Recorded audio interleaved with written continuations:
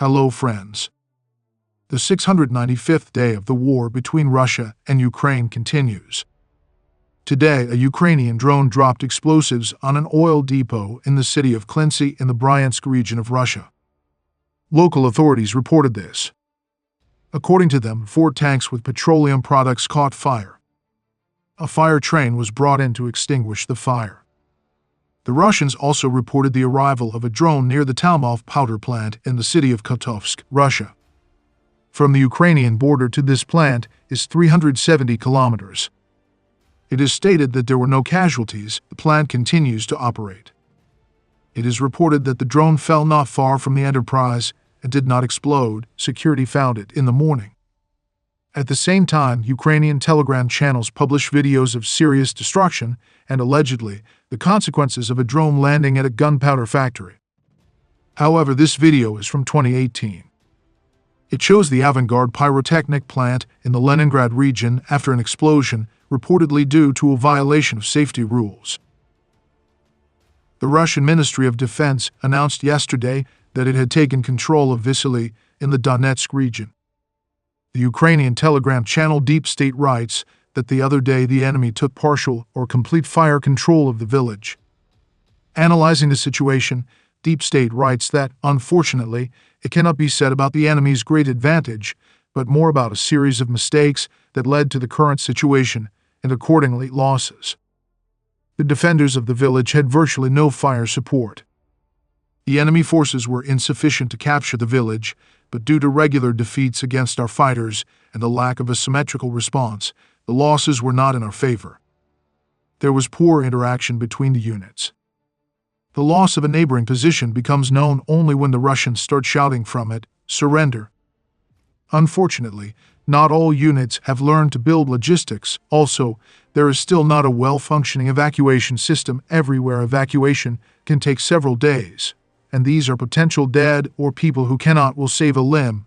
The purpose of the publication is to convey the realities of combat operations and draw attention to problematic issues in the army. From reports upwards that everything is fine, the situation will not change, unfortunately.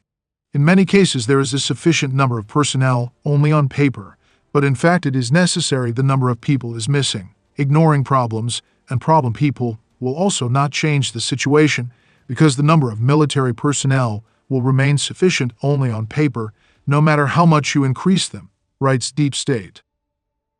Meanwhile, yesterday Western experts reported partial Russian success at Avdiivka, east of Siversk.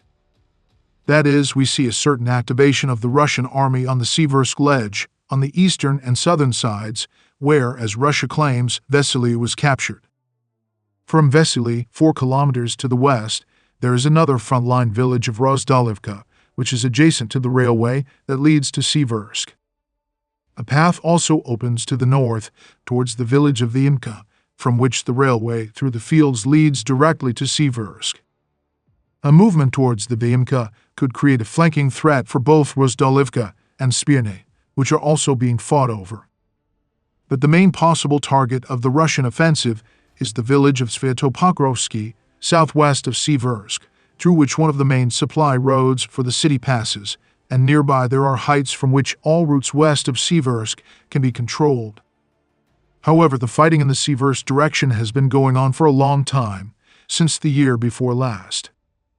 But it is clear that Russia has now become more active in this area, and the Ukrainian armed forces will be forced to transfer reinforcements to it. According to Ukrainian Telegram channels, clashes in Stepovy continue in the Avdiivka sector. Enemy infantry tried to gain a foothold on the northern outskirts of the village, but the defense forces fighters inflicted significant losses on the enemy. South of Avdiivka the situation is extremely difficult. The Russians advanced to the western Dacha settlement Vinogradniki, and also carried out assault operations on the Tsar's Hunt and neighboring positions. Also, the editor-in-chief of the Ukrainian news site Censor Butusov speaks of a critical situation in Avdiivka. According to his information, the Russian army managed to get hold of several houses on the outskirts of the city. Several groups of Russians entered without any large-scale assaults, but simply entered because in that place there simply are not enough people and technical means to control all landings and approaches, writes Butusov. According to him, this scenario was predictable at the current staffing level. Friends, this channel exists solely thanks to your support. If you have the opportunity and desire to support the channel, I will be very grateful to you. Thank you very much and see you in the next video.